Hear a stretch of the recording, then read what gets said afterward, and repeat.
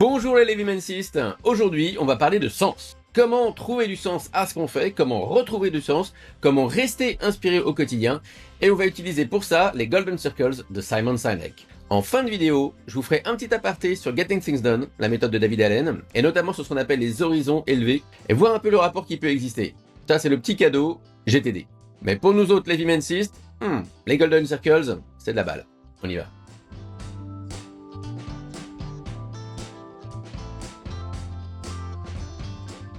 Alors, les Golden Circles de Simon Sinek, si vous ne connaissez pas, je vais vous en faire une présentation rapide. Il s'agit de 3 cercles dont le but est de vous inspirer davantage à faire ce que vous faites, voire même de vous permettre de réaliser pourquoi vous faites ce que vous faites. Alors ça se présente sous cette forme-là.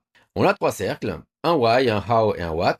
Simon Sinek explique ça brièvement de cette manière-là. Bon, je vais vous les traduire en français parce que c'est plus fun.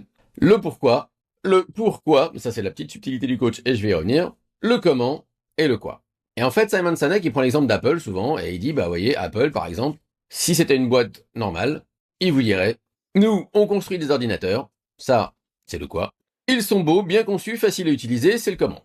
Et après, il vous dirait, bon bah allez-y maintenant, achetez des ordinateurs, ce que font la plupart des personnes ce que font la plupart des boîtes qui construisent des ordinateurs.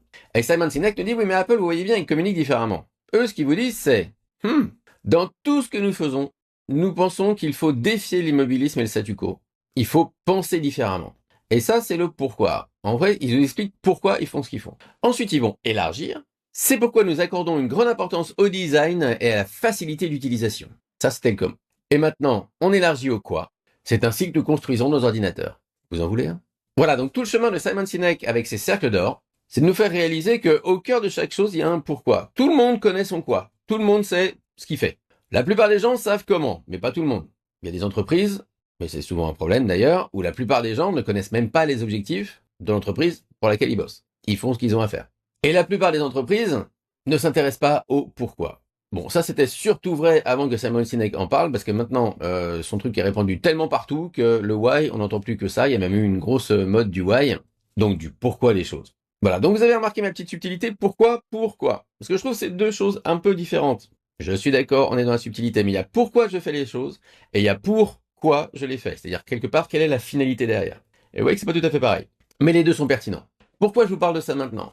Parce que utiliser ce cercle peut donner beaucoup de profondeur à ce que vous faites. Ça peut, quelque part, mettre un peu votre vie active en 3 dimensions.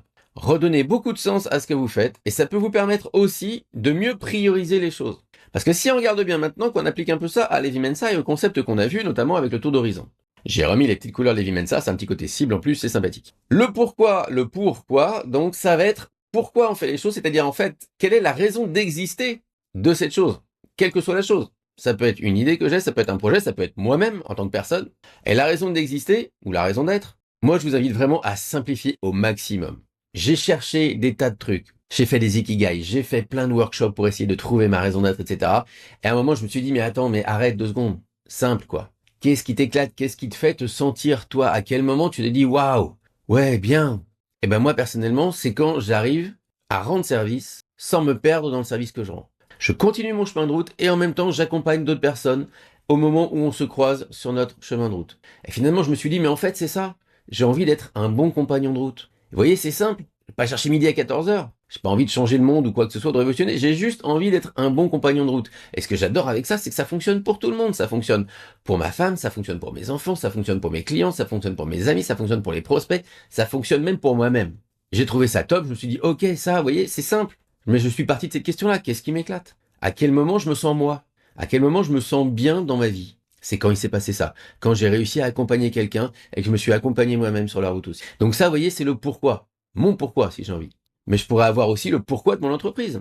Je vous ai parlé d'Apple. Chez Nexcelsis, Levi Mensa. Pourquoi on fait ça? Je pourrais très bien partir comme tout le monde et dire, bah voilà, mon quoi? Bah moi, je fais des formations pour l'utilité personnelle qui élimine la charge mentale. Voilà, ça c'est mon quoi. Comment? Je fais des formations, elles sont interactives, elles sont basées sur l'expérience, elles suivent une méthode précise, facile à utiliser. Voilà, là je suis dans mon comment. Alors maintenant, si j'applique ce modèle-là en me disant, ok, regardons un peu différemment, pourquoi je fais ça finalement? En me creusant un petit peu la tête, je me suis rappelé qu'au moment où on avait lancé Nexcelsis, on s'était dit tous les 4, avec les associés, on passe tellement de temps au boulot, ça serait vraiment dommage que tout ce temps perdu là, il soit subi. On a envie que les gens puissent s'éclater au travail, on a envie en tout cas qu'ils puissent se réaliser, et si jamais ils sont dans un boulot qui est pas spécialement réalisateur, on va dire, parce que ça arrive, on va pas se mentir, bah au moins que ce soit pas trop pénible, qu'ils le ramènent pas chez eux, qu'ils arrivent à bien le vivre quand ils y sont, et donc qu'ils se calment l'esprit, qu'ils se calment la tête, etc. par rapport à toutes les choses qui vont prendre beaucoup trop de place que ça en mérite pour être faites. Il y avait ça, et puis il y avait tout l'aspect communication non violente, etc. Bon, pour l'exemple, je reste sur la productivité. Et bah de fil en aiguille, si je devais regarder maintenant, aujourd'hui, à l'heure où je vous parle, le pourquoi de Levi Mensa, c'est parce que dans tout ce que je fais, et dans tout ce que font les équipes qui travaillent sur Levi Mensa, on pense qu'il faut apporter de la clarté et penser plus simplement. C'est tout. Et ça me donne mon pourquoi et mon pourquoi.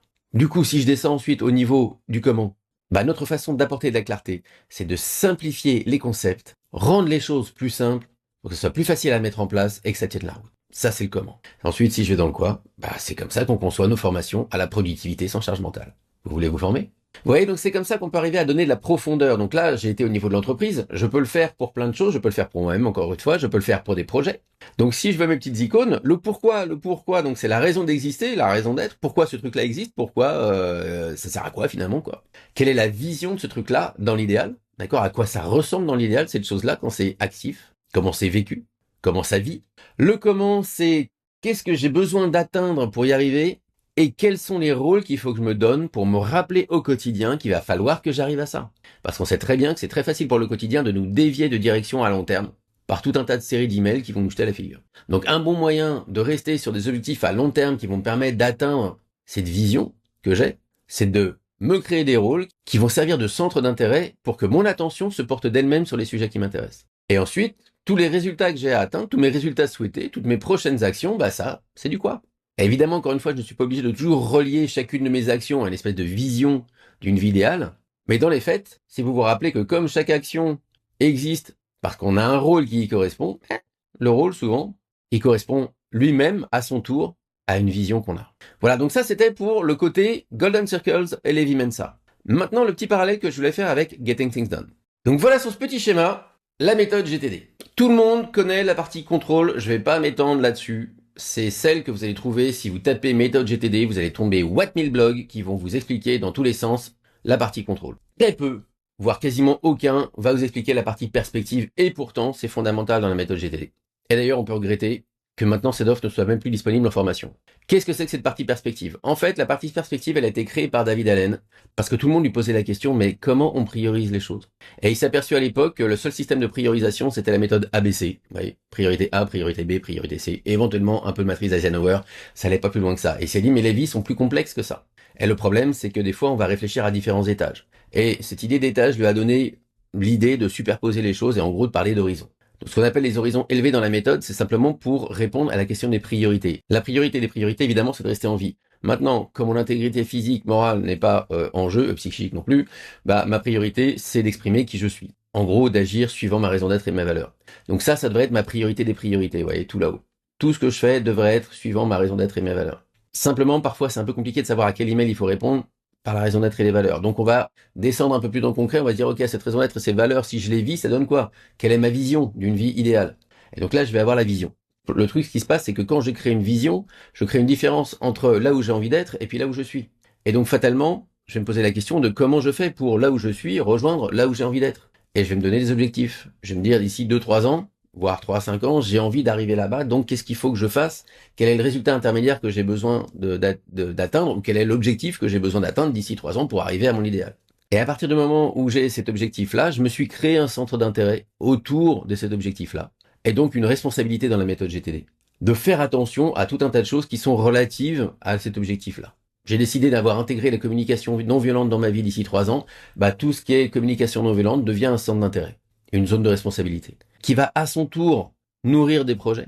Par exemple, me former déjà au premier niveau de communication non violente. Et lesquels projets, pour avancer, vont avoir besoin de prochaines actions, et la boucle est bouclée avec la partie contrôle. Voilà, donc c'est la raison d'être de ce schéma, parce que vous voyez bien que si on compare des priorités qui sont pas au même niveau, en fait, on est en train d'essayer de comparer des pommes et des poires, et c'est super dur. Et c'est comme ça, en fait, que David Allen avait trouvé ce schéma-là. Il s'était dit, mais en fait, on essaie de comparer des choses qui sont pas comparables parce qu'elles sont pas au même niveau, elles sont pas au même étage de lecture. On voit pas au même horizon, d'où le nom. Pour l'anecdote, ça lui était venu dans un coaching quand il avait eu un client qui lui avait dit, écoutez, pas de problème, votre truc j'ai bien compris, mais en fait j'ai un problème avec mon fils, j'arrive pas J'arrive pas à me dépatouiller des situations avec lui. Et il lui avait spontanément répondu, mais ok, à quel horizon vous voulez avoir cette conversation? À quel niveau vous voulez avoir cette conversation? Hein, on voit bien que la priorité entre deux affaires du quotidien n'est pas forcément la même que deux priorités en termes de résultats à atteindre d'ici 3 ans. Ou que deux priorités en termes de responsabilité. Donc quand on reste au même niveau de réflexion, on peut comparer les choses comparables, mais si on essaye de comparer la priorité à quelques semaines avec la priorité à l'instant, en général, on va avoir un problème parce qu'on va comparer des pommes et des poires. Alors, vous voyez, et donc ce qui est intéressant avec ça, c'est si on change un peu la manière dont c'est présenté. Moi, j'ai jamais été très fan de ces espèces de colonnes là. On va pouvoir se faire quelque chose qui va ressembler aux Golden Circles. C'est-à-dire que si on va pouvoir faire ça sous forme de cercle concentrique, et j'aime bien cette idée-là parce que finalement le sens est au centre de la cible, et les externalités sont vraiment à l'extérieur, quoi. Et donc au centre, on va trouver le pourquoi, d'accord, et les valeurs. La raison d'être et les valeurs, elles vont être vraiment au centre. Le à quoi ça ressemble, ça va être un étage en dessous, vous voyez. À quoi ça ressemble, donc c'est ma vision. Après, je vais avoir comment j'arrive à ma vision, ça va être mes objectifs. De quoi j'ai besoin d'être rappelé, quelles sont les responsabilités que j'ai besoin de prendre pour me rappeler qu'il faut que j'avance vers mon comment. Quels sont les résultats à atteindre relatifs à ces responsabilités-là. Et enfin, quelles sont les prochaines actions et les actions en général qu'il faut que je prenne pour atteindre le résultat. Ok, donc on retrouve là, on a les 6 horizons de Getting Things Done qui sont présentés sous manière concentrique. Et vous me voyez venir, oh, on peut raccrocher la chose aux Golden Circles de Simon Sinek. J'ai toujours mon pourquoi au milieu, je vais avoir mon à quoi ça ressemble, c'est-à-dire ma vision, mes objectifs à long terme, mes rappels et responsabilités, tout ça, ça va être le comment j'y arrive. Comment j'arrive à exprimer cette raison d'être. Et le quoi, c'est-à-dire ce que je fais pour y arriver, ça va être constitué de tous mes projets et des actions qui sont dedans. Voilà donc le petit parallèle que je voulais faire avec Getting Things Done. Mais pour ce qui nous concerne, donc rappelez-vous ces Golden Circles, ils peuvent vous aider à vous inspirer au quotidien et à donner de la profondeur à chacune de vos réalisations. Que ce soit des résultats à atteindre ou vos prochaines actions ou vos plans d'action, etc. Pourquoi vous les faites, redonnez du sens à ça et vous allez tout d'un coup avoir de la profondeur. Si vous appliquez ça notamment à votre vie entière, à chacun de vos rôles, ça pourrait être intéressant. Pourquoi les rôles ils sont là? Comment ces rôles sont activés? Qu'est-ce qui les constitue? Et on retrouve là aussi les différentes parties d'un rôle. Voilà, j'espère que cette vidéo vous a plu, c'est terminé pour aujourd'hui. C'était le rapport entre les Golden Circles et la méthode Levi-Mensa, comment on peut donner la profondeur à nos différentes actions, et pourquoi pas à notre vie même, grâce à Simon Sinek et Levi-Mensa. N'hésitez pas à vous abonner, à partager si la vidéo vous a plu, c'est hyper important, ça me permet de rester visible, parce que sinon moi je vais disparaître au milieu de toutes les vidéos de YouTube. Et je vous souhaite une super journée et une très bonne continuation d'ici la prochaine vidéo. À bientôt. Salut.